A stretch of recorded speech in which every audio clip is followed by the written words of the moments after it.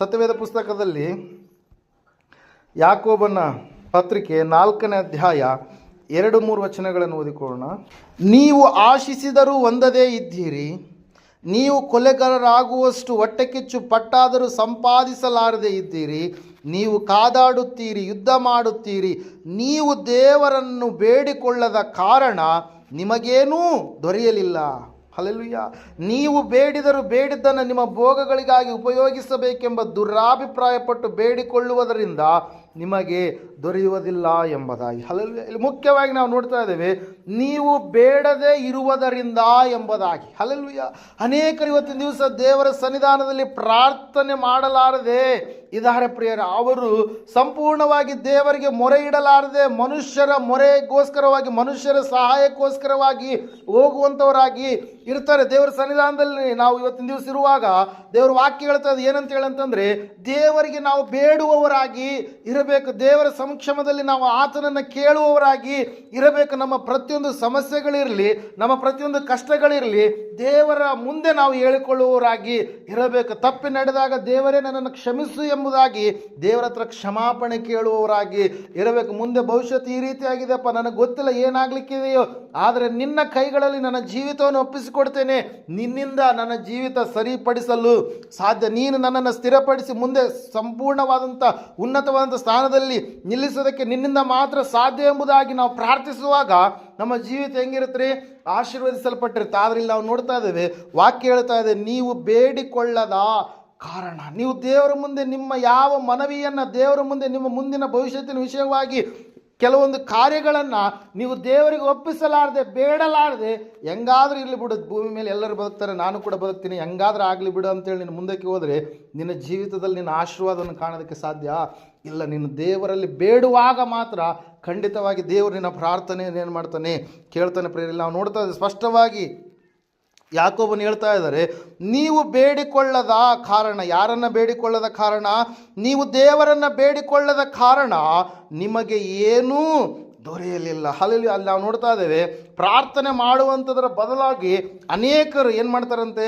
ಬೇಕಾದವುಗಳನ್ನು ಪಡೆದುಕೊಳ್ಳುವುದಕ್ಕಾಗಿ ಕಿತ್ತಾಡ್ತಾರೆ, ಜಗಳ ಆಡ್ತಾರೆ, ಕೊನೆಯದಾಗಿ ಕೊಲೆ ಮಾಡುವುದಕ್ಕೂ ಕೂಡ ಅವ್ರು ಏನು ಮಾಡಲ್ಲ ರೀ, ಏಸಿಗೆ ಪಟ್ಕೊಳ್ಳಲ್ಲ ಪ್ರೇರೆ. ಅದಕ್ಕಾಗಿ ನಾವು ನೋಡ್ತಾ ಇದ್ದ ಮುಂಚೆ ವಚನದಲ್ಲಿಯೇ ಆತನು ಸ್ಪಷ್ಟವಾಗಿ ಹೇಳ್ತಾ ಇದ್ದಾನೆ ಯಾಕೋಬನು ಏನಂತೇಳಿ, ಅನೇಕ ವಸ್ತುಗಳನ್ನು ನೀವು ಆಶಿಸ್ತಾ ಇದ್ದೀರಿ, ಅನೇಕ ಸಂಗತಿಗಳನ್ನು ನೀವು ಆಶಿಸ್ತಾ ಇದ್ದೀರಿ, ಹೊಟ್ಟೆ ಪಟ್ಟಾದರೂ ಅದನ್ನು ಸಂಪಾದಿಸಬೇಕಂತೇಳಿ ಅಂದುಕೊಂಡಿದ್ದೀರಿ, ಆದರೂ ಕೂಡ ಅದನ್ನು ನೀವು ಹೊಂದಿಕೊಳ್ಳೋದಕ್ಕೆ ಸಾಧ್ಯ ಆಗ್ತಾ ಇಲ್ಲ. ಕಾರಣ ಏನು? ನೀವು ದೇವರಲ್ಲಿ ಬೇಡಿಕೊಳ್ಳದ ಕಾರಣ ನಿಮಗೆ ಏನೂ ಕೂಡ ದೊರೆಯಲಿಲ್ಲ. ಯೇಸು ಸ್ವಾಮಿ ಸರ್ ಹೇಳ್ತಾರೆ ಮತ್ತಾಯನ ಬರೆದ ಸುವಾರ್ತೆ 7ನೇ ವಚನದಲ್ಲಿ ನಾವು ನೋಡುವಾಗ ವಾಕ್ಯ ಈ ರೀತಿಯಾಗಿ ಹೇಳುತ್ತೆ, ಏನಂತ ಹೇಳಿರಿ? ಬೇಡಿಕೊಳ್ಳಿರಿ ನಿಮಗೆ ದೊರೆಯುವುದು, ಹುಡುಕಿರಿ ನಿಮಗೆ ಸಿಕ್ಕುವುದು, ತಟ್ಟಿರಿ ನಿಮಗೆ ತೆರೆಯುವುದು ಎಂಬುದಾಗಿ. ಬೇಡಿಕೊಳ್ಳುವವರಾಗಿ ಇರಬೇಕು, ದೇವರನ್ನು ಪ್ರಾರ್ಥಿಸುವವರಾಗಿ ನಾವು ಇರಬೇಕು, ದೇವರ ಸಮೀಪದಲ್ಲಿ ನಾವು ಕೂಗುವವರಾಗಿ ಇರಬೇಕು. ಇವತ್ತಿನ ದಿವಸ ಅನೇಕರು ಪ್ರಾರ್ಥನೆಯೇ ಮಾಡ್ತಾ ಇಲ್ಲ, ಅದಕ್ಕಾಗಿ ಅವರ ಆಶೀರ್ವಾದವನ್ನು ಹೊಂದಿಕೊಳ್ತಾ ಇಲ್ಲ. ಪ್ರಾರ್ಥನೆಯ ಜೀವಿತ ಉಳ್ಳಂಥ ವ್ಯಕ್ತಿ ಆತನ ದೇವರ ಮುಂದೆ ಮೊಣಕಾಲು ಹಾಕಿದಾಗ ಆತನ ಪ್ರಾರ್ಥನೆಯನ್ನು ದೇವರು ನಿರರ್ಥಕ ಮಾಡದೆ ಏನು ಮಾಡ್ತಾನೆ? ಸಾರ್ಥಕಪಡಿಸ್ತಾನೆ. ಪ್ರೇರ ನಮಗೆ ಎಕ್ಸಾಂಪಲ್ಸ್ ಆಗಿ, ಉದಾಹರಣೆಗೆ ಅನೇಕ ಭಕ್ತಿವಂತರನ್ನು ಹಳೆಯ ಒಡಂಬಡಿಕೆಯಲ್ಲಿ ಹೊಸ ಒಡಂಬಡಿಕೆಯಲ್ಲಿ ಕೂಡ ಪುಸ್ತಕಗಳಲ್ಲಿ ನಾವು ನೋಡ್ತಾ ಇದ್ದೇವೆ. ದಾನಿಯೇಲನ ದೇವರ ಮುಂದೆ ಮೊಣಕಾಲು ಹಾಕಿದ ದೇವರು ಆತನನ್ನು ಬೇರೆಯವರ ಮುಂದೆ ತಗ್ಗಿಸಿಕೊಳ್ಳುವ ಹಾಗೆ ಮಾಡಲಿಲ್ಲ, ಎಲ್ಲರ ಮುಂದೆ ಆತನನ್ನು ಉನ್ನತವಾದಂಥ ಸ್ಥಾನದಲ್ಲಿ ಇಟ್ಟ. ಪ್ರೇರ ದೇವರ ಸನ್ನಿಧಾನದಲ್ಲಿ ನೀನು ತಗ್ಗಿಸಿಕೊಳ್ಳುವಾಗ ನೀನು ಇನ್ನೊಬ್ಬ ಮನುಷ್ಯನ ಮುಂದೆ ತಗ್ಗಿಸಿಕೊಳ್ಳುವಂಥದ್ದು ಅವಶ್ಯಕತೆ ಇಲ್ಲ, ಇನ್ನೊಬ್ಬರ ಮುಂದೆ ನೀನು ಮೊಣಕಾಲು ಹಾಕುವಂಥದ್ದು ಅವಶ್ಯಕತೆ ಇಲ್ಲ. ದೇವರು ನಿನ್ನನ್ನು ಏನು ಮಾಡ್ತಾನೆ? ಆತನ ಮುಂದೆ ನೀನು ತಗ್ಗಿಸಿಕೊಂಡ ಕಾರಣಕ್ಕಾಗಿ ತಕ್ಕ ಸಮಯದಲ್ಲಿ ನಿನ್ನನ್ನು ಆತನ ಏನು ಮಾಡ್ತಾನೆ? ಮೇಲಕ್ಕೆ ತರ್ತಾನೆ, ಉನ್ನತವಾದಂಥ ಸ್ಥಾನದಲ್ಲಿ ಆತನು ನಿಲ್ಲಿಸ್ತಾನೆ. ಪ್ರೇರ ಅದಕ್ಕಾಗಿ ನಾವು ನೋಡ್ತಾ ಇದ್ದೇವೆ, 4ನೇದಾಗಿ ನೀವು ಪ್ರಾರ್ಥಿಸುವವರಾಗಿ ಇರಬೇಕು. ದೇವರನ್ನು ನೀವು ಬೇಡಿಕೊಳ್ಳದ ಕಾರಣ ಎಂಬುದಾಗಿ ವಾಕ್ಯ ಹೇಳ್ತಾ ಇದೆ ಅಲ್ವಾ? ನಾವಾದರೂ ಬೇಡಿಕೊಳ್ಳುವವರಾಗಿ ಹೊಂದಿಕೊಳ್ಳುವವರು ಕೂಡ ಆಗಿರ್ಬೇಕಂತೇಳಿ ವಾಕ್ಯ ಇವತ್ತಿನ ದಿವಸ ನಮಗೆ ಪ್ರೋತ್ಸಾಹ ಪಡಿಸ್ತಾ ಇದೆ. ಪ್ರೇರ ಇವತ್ತಿನ ದಿವಸ ಅನೇಕರ ಪ್ರಾರ್ಥನೆಗೆ ಉತ್ತರ ಯಾಕೆ ಸಿಗ್ತಾ ಇಲ್ಲ ಅಂತಂದರೆ ಅವರು ಬೇಡಿಕೊಳ್ತಾ ಇಲ್ಲ. ಅವರಿಗೆ ಬೇಕಾಗಿರುವಂಥದ್ದನ್ನು ಅವರು ಹೊಟ್ಟೆ ಕಿಚ್ಚು ಪಟ್ಟಾದರೆ ಸಂಪಾದನೆ ಮಾಡಬೇಕಂತೇಳಿ ಅಂದ್ಕೊಂಡಿದ್ದಾರೆ.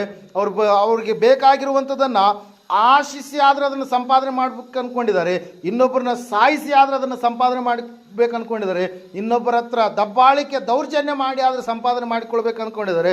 ಅದು ಯಾವುದೂ ಕೂಡ ಅವರಿಂದ ಸಾಧ್ಯ ಆಗ್ತಾ ಇಲ್ಲ ಎಂಬುದಾಗಿ ಭಕ್ತಿವಂತನಲ್ಲಿ ಸ್ಪಷ್ಟವಾಗಿ ಏನು ಮಾಡ್ತಾ ಇದ್ದಾನೆ, ತಿಳಿಸ್ತಾ ಇದ್ದಾನೆ ಪ್ರಿಯರೇ. ಅದಕ್ಕಾಗಿ ನೀವು ದೇವರನ್ನು ಬೇಡಿಕೊಳ್ಳುವವರಾಗಿ ಇದ್ದರೆ ಖಂಡಿತವಾಗಿ ಕೂಡ ನೀವು ಆಶೀರ್ವಾದವನ್ನು, ಪ್ರಾರ್ಥನೆಗೆ ಉತ್ತರವನ್ನು ನೀವು ಹೊಂದಿಕೊಳ್ಳೋದಕ್ಕೆ ಸಾಧ್ಯ ಆಗುತ್ತೆ ಪ್ರಿಯರೇ. ನೀವು ಮತ್ತಾಯನ ಬರೆದ ಸುವಾರ್ತೆ 18ನೇ ಅಧ್ಯಾಯ 21-22 ವಚನಗಳನ್ನು ಓದುವಾಗ ಅಲ್ಲಿ ವಾಕ್ಯ ಈ ರೀತಿಯಾಗಿ ಹೇಳುತ್ತೆ, ಯಾಕೆ ಪ್ರಾರ್ಥನೆಗೆ ಉತ್ತರ ಸಿಗ್ತಾ ಇಲ್ಲ ಅಂತಂದರೆ, ಇವತ್ತಿನ ದಿವಸ ಅನೇಕರು ಕ್ಷಮಿಸಲಾರದೆ ಜೀವಿಸುವಂಥವರಾಗಿ ಇದ್ದಾರೆ ಪ್ರಿಯರೇ. ಕ್ಷಮಾಪಣೆ ಎನ್ನುವಂಥದ್ದು ದೇವರ ಮಕ್ಕಳಲ್ಲಿರ್ತಕ್ಕಂಥ ಬಹಳ ಮುಖ್ಯವಾಗಿರುವಂತಹ ಗುಣ.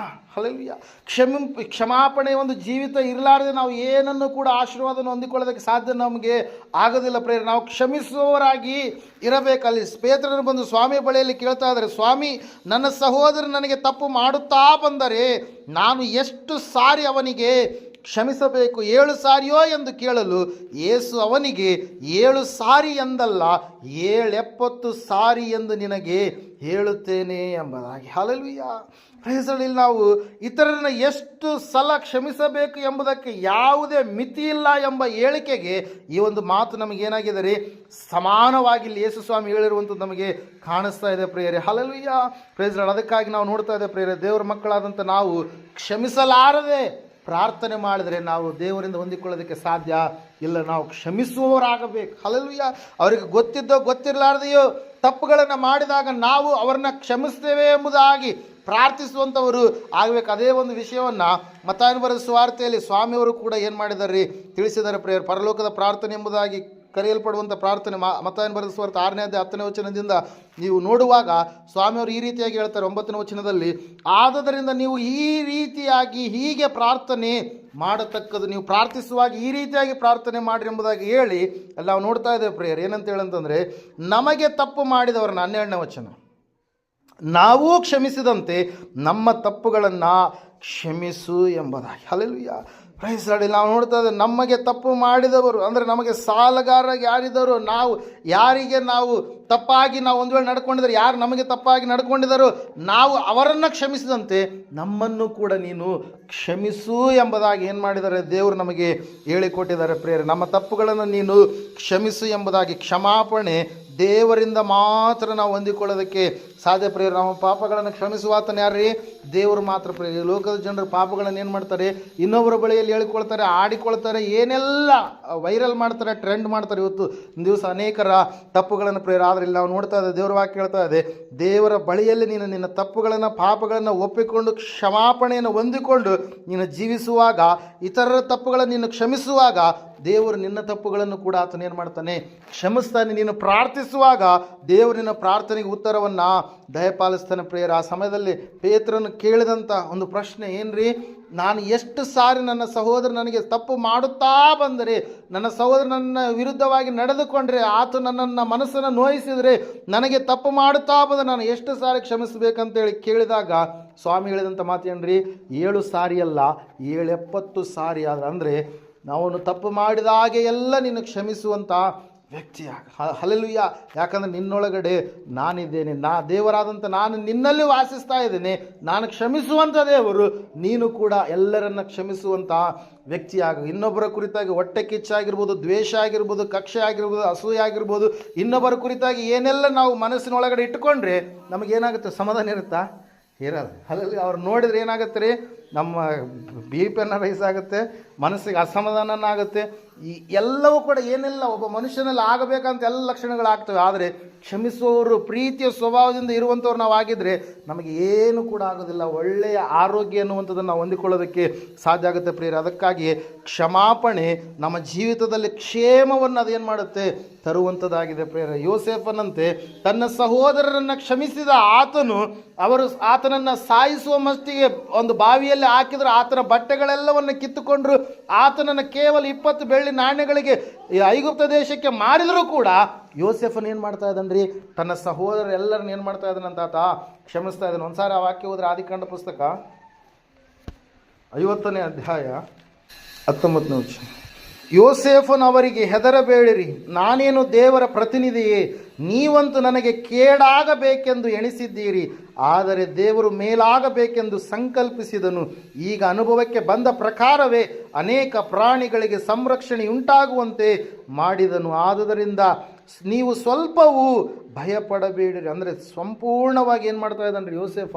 ತನ್ನ ಅಣ್ಣಂದಿರನ್ನು ಕ್ಷಮಿಸ್ತಾ ಇದ್ದಾನೆ. ತನ್ನನ್ನು ಸಾಯಿಸಬೇಕು, ತನ್ನನ್ನು ಮಾರಿದಂಥ, ತನಗೆ ಟಾರ್ಚರನ್ನು, ನೋವನ್ನು ಕೊಟ್ಟಂಥ ಸ್ವಂತ ಸಹೋದರರನ್ನು ಯೋಸೇಫನ್ ಏನು ಮಾಡ್ತಾ ಇದ್ದಾನೆ ರೀ? ಕ್ಷಮಿಸ್ತಾ ಇದ್ದಾನೆ. ಪ್ರೇಯರಲ್ಲಿ ನಾವು ನೋಡ್ತಾ ಇದ್ದೇವೆ, ತಂದೆ ಯೋಸೇಫನ್ನು ತನ್ನ ಅಣ್ಣಂದಿರನ್ನು ಯಾವ ರೀತಿಯಾಗಿ ಕ್ಷಮಿಸಿದನೆ ಎನ್ನುವಂಥ ವಿಷಯವನ್ನು ನಾವು ನೋಡ್ತಾ ಇದ್ದೇವೆ. ಪ್ರೇಯರ್ 17ನೇ ವಚನದಲ್ಲಿ ನೀವು ನೋಡುವಾಗ, ನಿನ್ನ ತಂದೆಯು ಸಾಯುವುದಕ್ಕಿಂತ ಮುಂಚೆ ನಮಗೆ ಅಪ್ಪಣೆ ಮಾಡಿದ್ದೇನೆಂದರೆ, ನೀವು ಯೋಸೇಫನಿಗೆ, ನಿನ್ನ ಅಣ್ಣಂದಿರಾದ ನಾವು ನಿನಗೆ ಕೇಡು ಮಾಡಿದ್ದು ನಿಜವೇ, ಆದರೂ ನಮ್ಮ ಅಪರಾಧವನ್ನು, ಪಾಪವನ್ನು ಕ್ಷಮಿಸು ಎಂಬುದಾಗಿ ಹೇಳಿಕೊಳ್ಳಬೇಕು. ಹೀಗೆ ಅವನು ಅಪ್ಪಣೆ ಮಾಡಿದ್ದರಿಂದ ನೀನು ಈಗ ನಿನ್ನ ತಂದೆಯು ದೇವರಿಗೆ ಭಕ್ತರಾಗಿರುವ ನಾವು ಮಾಡಿದ ಅಪರಾಧವನ್ನು ಕ್ಷಮಿಸಬೇಕೆಂದು ಬೇಡಿಕೊಳ್ಳುತ್ತೇವೆಂದು ಹೇಳಿ ಕಳುಹಿಸಿದರು ಎಂಬುದಾಗಿ. ಹಲ್ಲೆಲೂಯಾ. ಪ್ರೈಸ್ಗಳಲ್ಲಿ ನಾವು ನೋಡ್ತಾ ಇದ್ದೇವೆ ಪ್ರೇಯರೇ, ಅಣ್ಣಂದರಿಗೆ ಭಯ ಆಗಿಬಿಟ್ಟಿದೆ. ಯಾಕೆ ಹೇಳ್ರಿ? ಈತನನ್ನು ಮಾರಿದ್ದಾರೆ, ಈತನ ಎಲ್ಲೋ ಹೋದಂತೇಳಿ ಅಂದ್ಕೊಂಡಿದ್ದಾರೆ. ಆದರೆ ಇಡೀ ಐಗುಪ್ತ ದೇಶದ ಮೇಲೆ, ಸಾಮ್ರಾಜ್ಯದ ಮೇಲೆ ಪ್ರಧಾನಮಂತ್ರಿಯಾಗಿ, ಅರಸನ ನಂತರ ಅರಸನಾಗಿ ಯೋಸೇಫನನ್ನು ದೇವರು ಏನು ಮಾಡಿದ್ರಿ? ಹೆಚ್ಚಿಸಿದ್ರು ಪ್ರೇಯರ್. ಅದಕ್ಕಾಗಿ ನಾವು ನೋಡ್ತಾ ಇದ್ದೇವೆ, ಯಾರನ್ನು ಕೂಡ ನೀನು ಕಡೆಗಣಿಸಬೇಡ. ದೇವರು ಯಾರನ್ನು ಯಾವ ಸಮಯದಲ್ಲಿ ಯಾವ ರೀತಿಯಾಗಿ ಮೇಲಕ್ಕೆ ತರ್ತಾನೋ ಅದು ನಮಗೆ ಗೊತ್ತಿಲ್ಲ. ತನ್ನ ಮಕ್ಕಳನ್ನು ಖಂಡಿತವಾಗಿ ದೇವರು ಕೈ ಬಿಡದೆ ಏನು ಮಾಡ್ತಾನೆ ರೀ? ಉದ್ಧಾರ ಮಾಡುತ್ತಾನೆ. ಶಪಿಸದೆ ಆತನ ಆಶೀರ್ವದಿಸುವಂಥ ದೇವರಾಗಿದ್ದಾನೆ ಪ್ರೇಯರ್. ಅದಕ್ಕಾಗಿ ನಾವು ಮೊದಲನೇದಾಗಿ ಮಾಡಬೇಕಾಗಿರುವಂಥದ್ದು ಏನು ರೀ? ಕ್ಷಮಿಸುವವರಾಗಿ ಇರಬೇಕು. ನಮಗೆ ತಪ್ಪು ಮಾಡಿದವರು ಅನೇಕರಿದ್ದರೂ ಕೂಡ ಅವರನ್ನು ನಾವು ಯಾವಾಗ ಕ್ಷಮಿಸ್ತೀವೋ, ಅವರನ್ನು ನಾವು ಯಾವಾಗ ಸಂಪೂರ್ಣವಾಗಿ ದೇವರ ಆತ್ಮನ ಮೂಲಕವಾಗಿ ಮಾತಾಡಿಸುವವರಾಗಿ ಇರ್ತೀವೋ, ಖಂಡಿತವಾಗಿ ನಮ್ಮ ಪ್ರಾರ್ಥನೆಯು ದೇವರ ಸನ್ನಿಧಾನಕ್ಕೆ ಮುಟ್ಟಿ ನಮಗೇನು ಮಾಡುತ್ತೆ ರೀ? ಸದುತ್ತರವನ್ನು ತೆಗೆದುಕೊಂಡು ಬರುತ್ತೆ ಪ್ರೇಯರ್. ಇನ್ನೊಂದು ಅಂಶವನ್ನು ನಾವು ನೋಡೋಣ. ನೀವು ಯಾಕೋಬನ ಪತ್ರಿಕೆ 5ನೇ ಅಧ್ಯಾಯ 16ನೇ ವಚನದಲ್ಲಿ ನೀವು ನೋಡುವಾಗ ಅಲ್ಲಿ ವಾಕ್ಯ ಈ ರೀತಿಯಾಗಿ ಹೇಳುತ್ತೆ, ಹೀಗಿರಲು ನೀವು ಸ್ವಸ್ಥವಾಗಬೇಕಾದರೆ ನಿಮ್ಮ ಪಾಪಗಳನ್ನು ಒಬ್ಬರಿಗೊಬ್ಬರು ಅರಿಕೆ ಮಾಡಿ ಒಬ್ಬರಿಗೋಸ್ಕರ ಒಬ್ಬರು ದೇವರನ್ನು ಪ್ರಾರ್ಥಿಸಿರಿ. ನೀತಿವಂತನ ಅತ್ಯಾಸಕ್ತಿಯುಳ್ಳ ವಿಜ್ಞಾಪನೆಯು ಬಹು ಬಲವಾಗಿದೆ ಎಂಬುದಾಗಿ. ಹಲ್ಲೆಲೂಯಾ. ಮತ್ತೇನು ಹೇಳ್ತಾ ಇದ್ದ ವಾಕ್ಯ ರೀ? ನಿಮ್ಮ ಪಾಪಗಳನ್ನು ಒಬ್ಬರಿಗೊಬ್ಬರು ನೀವು ಅರಿಕೆ ಮಾಡಿ ಪ್ರಾರ್ಥನೆ ಮಾಡುವವರಾಗಿ ಇರಿ. ಮನುಷ್ಯರಾದಂಥ ನಾವುಗಳು ತಪ್ಪು ಮಾಡುವುದು ಸಹಜ. ಆ ತಪ್ಪುಗಳನ್ನು ಸಭೆಯಲ್ಲಿರ್ತಕ್ಕಂಥ ಸಹೋದರನ ಸಂಗಡ, ಸಹೋದರಿಯ ಸಂಗಡ, ದೇವರ ನಂಬಿದಂಥ ಮಕ್ಕಳ ಸಂಗಡ, ಆತ್ಮೀಯತೆಯಲ್ಲಿ ಈ ಜೀವಿಸುವಂಥ ಮಕ್ಕಳ ಸಂಗಡ ನೀನು ಹೇಳಿಕೊಂಡು ನೀನೇನು ಮಾಡಬೇಕು? ಆ ಒಂದು ಪಾಪಗಳಿಗೋಸ್ಕರವಾಗಿ ನೀವು ಅರಿಕೆ ಮಾಡಿಕೊಂಡು ಒಬ್ಬರಿಗೊಬ್ಬರು ಪ್ರಾರ್ಥನೆ ಮಾಡಿದಾಗ ದೇವರಂತೆ ಆ ಪ್ರಾರ್ಥನೆಯನ್ನು ಕೇಳ್ತಾನೆ ಪ್ರೇಯರ್. ಇವತ್ತಿನ ದಿವಸ ಅನೇಕರು ಏನು ಮಾಡ್ತಾರೆ ರೀ? ತಪ್ಪುಗಳನ್ನು ಮುಚ್ಚಿಕೊಳ್ಳು, ತಾವು ಎಷ್ಟು ತಪ್ಪು ಮಾಡಿದ್ರು ಕೂಡ ಆ ತಪ್ಪುಗಳನ್ನು ಮೇಲ್ಗಡೆ ಏನು ಮಾಡೋದಿಲ್ಲ, ಅವರು ಹೇಳಿಕೊಳ್ಳೋದಿಲ್ಲ ಪ್ರೇಯರ್. ಅನೇಕವಾದಂಥ ಕೆಟ್ಟ ಕಾರ್ಯಗಳನ್ನು ಮಾಡಿ ಕೂಡ ದೇವರ ಸನ್ನಿಧಾನದಲ್ಲಿ ಅವರ ನೀತಿವಂತ ರೂಪಾದಿಯಲ್ಲಿ ಅವರು ಕಾಣಿಸುವಂಥವರಾಗಿ ಇರ್ತಾರೆ ಪ್ರೇಯರ್. ಆದರೆ ಇಲ್ಲಿ ನಾವು ನೋಡ್ತಾ ಇದ್ದೇವೆ, ಸತ್ಯವೇದ ಹೇಳ್ತಾ ಇದೆ, ನೀವು ಸ್ವಸ್ಥತೆಯನ್ನು ಹೊಂದಬೇಕಾದರೆ ನಿಮ್ಮ ಪಾಪಗಳನ್ನು ಒಬ್ಬರಿಗೊಬ್ಬರು ಏನು ಮಾಡಬೇಕಂತೆ? ಅರಿಕೆ ಮಾಡಿಕೊಳ್ಳಬೇಕು. ಏನು ಮಾಡ್ಬೇಕ್ರಿ? ಇಲ್ಲಿ ಅರಿಕೆ ಮಾಡಿಕೊಳ್ಬೇಕು. ಇಲ್ಲಿ ವಾಕ್ಯ ಹೇಳ್ತಾ ಇದೆ ಏನಂತ ಹೇಳಂತಂದರೆ, ಯಾವ ಯಾಜಕನ ವಿಷಯದಲ್ಲ, ಬದಲಾಗಿ ನೀವು ವಿಶ್ವಾಸಿಗಳ ಮಧ್ಯದಲ್ಲಿ ನೀವು ಅರಿಕೆ ಮಾಡಿಕೊಳ್ಳಬೇಕು. ಅನಾರೋಗ್ಯ ಬಂದಂಥ ಸಮಯದಲ್ಲಿ ಸಂಪೂರ್ಣವಾಗಿ ಅಭ್ಯಾಸವನ್ನು ತಪ್ಪದೆ ಮಾಡಿರಿ. ಆರಾಧನೆ ಸಮಯದಲ್ಲಿ ಈ ಅಭ್ಯಾಸವನ್ನು ತಪ್ಪದೆ ನೀವು ಮಾಡಿರಿ ಎಂಬುದಾಗಿ ಇಲ್ಲಿ ಸತ್ಯವೇದ ನಮಗೇನು ಮಾಡ್ತಾ ಇದೆ ರೀ? ತಿಳಿಸ್ತಾ ಇದೆ ಪ್ರೇಯರ್. ಅದಕ್ಕಾಗಿ ನಾವು ನೋಡುವಾಗ ಸತ್ಯವೇದ ಸ್ಪಷ್ಟವಾಗಿ ಹೇಳ್ತಾ ಇದೆ, ಹೊಸ ಒಡಂಬಡಿಕೆ ಪ್ರಕಾರ ವಿಶ್ವಾಸಿಗಳು ದೇವರ ಮಕ್ಕಳಾದಂಥ ನಾವೆಲ್ಲರೂ ಏನಾಗಿದ್ದೀವಿ ರೀ? ಯಾಜಕರಾಗಿದ್ದೀವಿ. ನೀವು ಪೇತ್ರನ ಪತ್ರಿಕೆ 2ನೇ ಅಧ್ಯಾಯ 9 ಮತ್ತು 5ನೇ ವಚನವನ್ನು ನೀವು ನೋಡುವಾಗ ಸಂಪೂರ್ಣವಾಗಿ ನಾವು ದೇವರಾದುಕೊಂಡ ಜನಾಂಗ, ರಾಜವಂಶಸ್ಥರು, ಯಾಜಕರ ಸಮೂಹ ಅಂತೇಳಿ ವಾಕ್ಯ ಏನು ಮಾಡ್ತಾ ಇದೆ? ನಮಗೆ ತಿಳಿಸ್ತಾ ಇದೆ ಪ್ರೇಯರ್. ಅದಕ್ಕಾಗಿ ಸತ್ಯವೇದದಲ್ಲಿ ನಾವು ನೋಡ್ತಾ ಇದ್ದೇವೆ, ದೇವರು ನಮ್ಮನ್ನು ಏನು ಮಾಡಿದಾನಂತೆ? ಯಾಜಕರನ್ನಾಗಿ ಮಾಡಿದ್ದಾನೆ, ರಾಜವಂಶಸ್ಥರನ್ನಾಗಿ ನಮ್ಮನ್ನು ನಿಲ್ಲಿಸಿದ್ದಾನೆ ಪ್ರೇಯರ್. ಅದಕ್ಕಾಗಿ ದೇವರ ಮಕ್ಕಳಂತ ನಾವು ನಿಷ್ಕಪಟತನ ಮತ್ತು ಪ್ರೀತಿ ಉಳ್ಳವರಾಗಿ, ತಿಳುವಳಿಕೆ ಮತ್ತು ಅಂಗೀಕಾರ ಉಳ್ಳವರಾಗಿ, ಈ ಲೋಕದಲ್ಲಿ ಭಕ್ತಿವಂತರಾಗಿ ನಾವು ಜೀವಿಸುವಂಥವರಾಗಿ ಇರಬೇಕು ಪ್ರಿಯರೇ. ಹಲ್ಲೆಲೂಯಾ. Praise Lord. ಪ್ರಾರ್ಥನೆ ಅದು ದುರ್ಬಲ ಮತ್ತು ಪರಿಣಾಮಕಾರಿಯಲ್ಲದ ವಿಷಯ ಎಂದು ನಾವು ಎಂದಿಗೂ ಕೂಡ ತಿಳಿದುಕೊಳ್ಳಬಾರದು. ಒಂದು ವೇಳೆ ನಾವು ನೀತಿವಂತರಾಗಿದ್ದರೆ ಅದು ಇನ್ನೂ ಹೆಚ್ಚಾಗಿ ಪರಿಣಾಮಕಾರಿಯಾಗಿ ನಮ್ಮ ಪ್ರಾರ್ಥನೆಗೆ ಉತ್ತರವನ್ನು ನಾವು ಬೇಗನೆ ಕಂಡುಕೊಳ್ಳೋದಕ್ಕೆ ಸಾಧ್ಯ ಆಗುತ್ತೆ. ಪ್ರಿಯರಲ್ಲಿ ಭಕ್ತಿವಂತನು ಹೇಳ್ತಾ ಇದ್ದಾನೆ ಏನಂತ ಹೇಳಂತಂದರೆ, ನೀವು ಒಬ್ಬರಿಗೊಬ್ಬರು ನಿಮ್ಮ ತಪ್ಪುಗಳನ್ನು ನಿಮ್ಮ ಪಾಪವನ್ನು ನೀವು ಅರಿಕೆ ಮಾಡಿರಿ ಎಂಬುದಾಗಿ. ಹಲ್ಲೆಲೂಯಾ. ದೇವರ ಆಜ್ಞೆಯನ್ನು ಮೀರಿ ನಡೆಯುವಂಥದ್ದೇ ಏನಾಗಿದೆ ರೀ? ಪಾಪವಾಗಿದೆ. ದೇವರ ಮಾತನ್ನು ಕೇಳದೇ ಇರುವಂಥದ್ದು ಪಾಪವಾಗಿದೆ. ಹಲ್ಲೆಲೂಯಾ. Praise lord. ದೇವರು ಹೇಳಿದಂಥ ಆಜ್ಞೆಗಳನ್ನು ತಪ್ಪಿ ನಡೆಯುವಂಥದ್ದು ಏನಾಗಿದೆ? ಪಾಪವಾಗಿದೆ. ಒಳ್ಳೆಯದನ್ನು ಮಾಡಬೇಕಂತೇಳಿ ಗೊತ್ತಿದ್ರೂ ಕೂಡ ಒಳ್ಳೆಯದನ್ನು ಮಾಡಲಾರದೆ ಇರುವಂಥದ್ದು ಕೂಡ ಪಾಪ. ದೇವರಿಗೆ ಪ್ರಾರ್ಥನೆ ಮಾಡಲಾರದೆ ಇರುವಂಥದ್ದು ಕೂಡ ಪಾಪ ಎಂಬುದಾಗಿ ನಾವು ವಾಕ್ಯದಲ್ಲಿ ನಾವು ನೋಡ್ತಾ ಇದ್ದೇವೆ. ಪ್ರೇರೆ, ನಿಮ್ಮಲ್ಲಿ ಒಂದು ವೇಳೆ ಯಾವುದಾದ್ರೂ ವಿಷಯದಲ್ಲಿ ಶರೀರ ಭಾವ ಸಂಬಂಧ ವಿಷಯಗಳಲ್ಲಿ ಯಾವುದಾದ್ರೂ ಪಾಪವನ್ನು ನೀವು ಮಾಡಿದ್ದೆ ಆದರೆ ಅವರಿಗೆ ನೀವು ಒಬ್ರಿಗೊಬ್ಬರು ಏನು ಮಾಡಿರಿ? ಅರಿಕೆ ಮಾಡಿರಿ. ಅಯ್ಯೋ, ನಾನು ಅವ್ರ ವಿಷಯದಲ್ಲಿ ಹೊಟ್ಟೆ ಕಿಚ್ಚುಪಟ್ಟೆ, ಅವರ ವಿಷಯದಲ್ಲಿ ನಾನು ತಪ್ಪು ಮಾಡಿದೆ, ಮೋಸ ಮಾಡಿದೆ, ಅವರಿಗೆ ಒಳ್ಳೆಯದು ಅದು ಕೆಡಕ್ಕೆ ಆಗುತ್ತಂತೇಳಿ ಗೊತ್ತಿದ್ದಾಗಲೂ ಕೂಡ ನಾನು ಆ ಸಮಯದಲ್ಲಿ ಅವರಿಗೆ ಇರಲಿ ಬಿಡು, ಅವರಿಗೆ ಕೆಟ್ಟದ್ದೇ ನಡೀಲ್ಲ ಅಂತೇಳಿ ಏನು ಮಾಡಿದೆ? ನಾನು ಅವರಿಗೆ ಹಾಗೇ ಬಿಟ್ಟುಬಿಟ್ಟೆ. ಆದರೆ ಮುಂದೆ ಅವರು ಕೆಡುಕನ್ನು ಅನುಭವಿಸಿ ನಾನು ಅಂದುಕೊಂಡೆ ಅವರ ಕೆಡುಕಿನಲ್ಲಿ ನಾನು ಸಂತೋಷಿಸ್ತೇನೆ ಅಂತೇಳಿ. ಆದರೆ ನಾನು ಅದನ್ನು ಹೇಳಲಾರದ ಕಾರಣಕ್ಕಾಗಿ ಇವತ್ತಿನ ದಿವಸ ಏನಾಗಿದೆ? ಆ ಒಂದು ಕೆಟ್ಟದ್ದು ನನ್ನ ಜೀವಿತದಲ್ಲಿ ಕೂಡ ಶಾಪವಾಗಿ ಏನಾಗಿದೆ? ಪರಿಣಮಿಸಿದೆ ಎಂಬುದಾಗಿ. ಹಲ್ಲೆಲೂಯಾ. ಅದಕ್ಕಾಗಿ ನಿಮಗೆ ಒಳ್ಳೆಯದು ಮಾಡಬೇಕಂತೇಳಿ ಯಾವುದು ಗೊತ್ತಿರ್ತೋ ಅದನ್ನು ಇನ್ನೊಬ್ಬರಿಗೆ ಕೆಟ್ಟದ್ದು ಆಗುತ್ತಂತೇಳಿ ನಿಮಗೆ ಗೊತ್ತಾದಾಗ, ಒಂದು ಎಕ್ಸಾಂಪಲ್ ಹೇಳ್ತೀನಿ. ನೀವು ನಡೆದುಕೊಂಡು ಬರ್ತಾ ಇದ್ರಿ, ಮಳೆ ತುಂಬ ಬರ್ತಾ ಇದೆ. ಬರುವಂಥ ಸಮಯದಲ್ಲಿ ನಿಮಗೆ ಗೊತ್ತಿದೆ ಅಲ್ಲಿ ಏನಾಗಿದೆ? ಕರೆಂಟ್ ವೈರ್ ಹರಿದು ಬಿದ್ದಿದೆ ಅಂತೇಳಿ. ಹಲ್ಲೆಲೂಯಾ. Praise Lord. ಆ ಸಮಯದಲ್ಲಿ ಯಾರೋ ಗೊತ್ತಿಲ್ಲಾರ್ದೆ ಆ ಸಮಯದಲ್ಲಿ ಆ ಒಂದು ನೀರಿನಲ್ಲಿ ಬಿದ್ದಿರ್ತಕ್ಕಂಥ ಕರೆಂಟ್ ವೈರ್ ಆ ಒಂದು ಸಮೀಪಕ್ಕೆ ಹೋಗುವಾಗ ಹೋಗ್ಲಿ ಬಿಡು ಅವ್ರು ಅಂತೇಳಿ ನೀವು ಹಂಗೆ ಹೇಳಲಾರ್ದು ಹಂಗೆ ಬಿದ್ದರೆ ಏನಾಗುತ್ತೆ? ಬಿಟ್ಟರೆ ಏನಾಗುತ್ತೆ ರೀ? ಅವ್ರು ನೀರಲ್ಲಿ ಹೆಜ್ಜೆ ಇಟ್ಟಾಗ ಅವ್ರ ಪ್ರಾಣ ಪಕ್ಷಿ ಏನಾಗುತ್ತೆ? ಹಾರಿ ಹೋಗುತ್ತೆ. ಹಲ್ಲೆಲೂಯಾ. ನಿಮಗೆ ಗೊತ್ತಿರುತ್ತೆ, ಇಲ್ಲ ಅವರು ಕಾಯಿಲೆಯಲ್ಲಿದ್ದಾರೆ, ನೋವಿನಲ್ಲಿದ್ದಾರೆ, ಅನಾರೋಗ್ಯದಲ್ಲಿದ್ದಾರೆ, ಭಯಂಕರವಂಥ ಪರಿಸ್ಥಿತಿಯಲ್ಲಿದ್ದಾರೆ, ಅವ್ರನ್ನ ದೇವರ ಸನ್ನಿಧಾನಕ್ಕೆ ನಡೆಸಿದ್ರೆ ಸಾಕು, ಅವರಿಗೆ ಸ್ವಸ್ಥತೆ ಆಗುತ್ತೆ, ಗುಣ ಆಗುತ್ತೆ ಅಂತೇಳಿ. ಆದರೆ ನೀವೇನು ಮಾಡ್ತೀರಿ? ಹೇಳಲ್ಲ ದೇವರ ವಿಷಯ. ಇಲ್ಲ, ಆಲಯಕ್ಕೆ ಬಂದರೆ ದೇವರು ಖಂಡಿತವಾಗಿ ಸ್ವಸ್ಥತೆ ಮಾಡ್ತಾರೆ. ಪ್ರಾರ್ಥನೆಯನ್ನು ದೇವರು ಕೇಳ್ತಾನೆ. ಅನೇಕರ ಪ್ರಾಣ ಹೋಗಬೇಕಾಗಿತ್ತು, ಆತನು ಉಳಿಸಿದ್ದಾನೆ. ಆತನ ಮೃತ್ಯುಂಜಯನಾದಂಥ ಪರಿಹಾರಿಯಾದಂಥ ದೇವರ, ಆತನ ಪರಿಷ್ಕಾರವನ್ನು ಕೊಡುವಂಥ ದೇವರು ಆತನ ಎಂಬುದಾಗಿ ನೀವು ಅವರಿಗೆ ತಿಳಿಸಿದಾಗ ನೀವೇನಾಗ್ತೀರಿ? ಆ ಒಂದು ಒಳ್ಳೆಯದನ್ನು ನೀವು ಮಾಡಿದಂಥವ್ರು ಆಗ್ತೀರಿ. ದೇವರ ಒಂದು ಮಾತನ್ನು ನೀವು ಸಂಪೂರ್ಣವಾಗಿ ಕೈಕೊಂಡು ನಡೆಯುವಂಥವ್ರು ಆಗ್ತೀರಿ. ಇರಲಿ ಬಿಡಪ್ಪ, ಅವರು ಅನೇಕ ತಪ್ಪುಗಳನ್ನು ಮಾಡಿದ್ದಾರೆ, ಪಾಪ ಮಾಡಿದ್ದಾರೆ, ಅವರ ಶಿಕ್ಷೆಯನ್ನು ಉರಿದಿದ್ದಾರೆ, ಅವ್ರಿಗೇನಾಗುತ್ತೆ?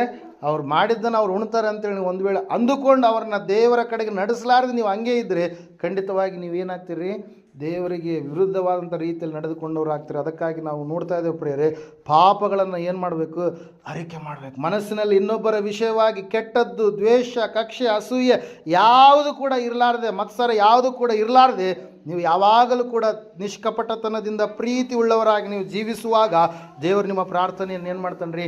ಕೇಳುವವನಾಗಿರ್ತಾನೆ. ಇವತ್ತಿನ ದಿವಸ ನಾವು ನೋಡ್ತಾ ಇದ್ದೇವೆ, ಅನೇಕರು ತಮ್ಮ ತಪ್ಪುಗಳನ್ನು, ಪಾಪಗಳನ್ನು ಅರಿಕೆ ಮಾಡಿ ಪ್ರಾರ್ಥನೆ ಮಾಡ್ತಾ ಇಲ್ಲ. ಒಬ್ರಿಗೊಬ್ಬರು ಹೇಳಿಕೊಂಡು, ಅಯ್ಯೋ ನಾನು ಅವ್ರ ಕುರಿತಾಗಿ ಹೊಟ್ಟೆ ಕಿಚ್ಚುಪಟ್ಟೆ, ಅವ್ರಿಗೆ ಕುರಿತಾಗಿ ನಾನು ಸುಳ್ಳು ಹೇಳಿದೆ, ಅವ್ರ ಕುರಿತಾಗಿ ನಾನು ಕೆಟ್ಟದ್ದು ಮಾಡಿದೆ ಎಂಬುದಾಗಿ ಇನ್ನೊಬ್ಬರಿಗೆ ನೀವು ಅರಿಕೆ ಮಾಡಿ ಪ್ರಾರ್ಥನೆ ಮಾಡಿದಾಗ ಖಂಡಿತವಾಗಿ ನಿಮ್ಮ ಅರಿಕೆಯನ್ನು ಕೇಳಿ ದೇವರು ಏನು ಮಾಡ್ತಾನೆ? ನಿಮ್ಮ ಪ್ರಾರ್ಥನೆಗೆ ಫಲವನ್ನು ಕೊಡ್ತಾನೆ ಪ್ರಿಯರೇ. ಹಲ್ಲೆಲೂಯಾ. ಇವತ್ತಿನ ದಿವಸ ಯಾಕೆ ಪ್ರಾರ್ಥನೆಗೆ ಉತ್ತರ ಸಿಗುತ್ತಾ ಇಲ್ಲ? ಅನೇಕರು ಇವತ್ತಿನ ದಿವಸ ಪಾಪವನ್ನು ದೇವರ ಸನ್ನಿಧಾನದಲ್ಲಿ ಅರಿಕೆ ಮಾಡದೆ ಅವರು ಪ್ರಾರ್ಥಿಸುವಂಥವರಾಗಿದ್ದಾರೆ. ಅಪನಂಬಿಕೆಯುಳ್ಳವರಾಗಿ ಪ್ರಾರ್ಥನೆ ಮಾಡುವಂಥವರಾಗಿದ್ದಾರೆ. ಅವಿಧೇಯತೆಯಿಂದ ಪ್ರಾರ್ಥಿಸುವಂಥವರಾಗಿದ್ದಾರೆ. ಇವತ್ತಿನ ದಿವಸ ಅನೇಕರು ದೇವರ ಮೇಲೆ ನಂಬಿಕೆ ಇಡದೆ ಪ್ರಾರ್ಥಿಸುವಂಥವರಾಗಿದ್ದಾರೆ. ಇವತ್ತಿನ ದಿವಸ ಒಬ್ಬರಿಗೊಬ್ಬರು ಪಾಪವನ್ನು ಅರಿಕೆ ಮಾಡದೆ ಪ್ರಾರ್ಥಿಸುವಂಥವರಾಗಿದ್ದಾರೆ. ಕ್ಷಮಿಸಲಾರದೆ ಪ್ರಾರ್ಥಿಸುವಂಥವರಾಗಿದ್ದಾರೆ.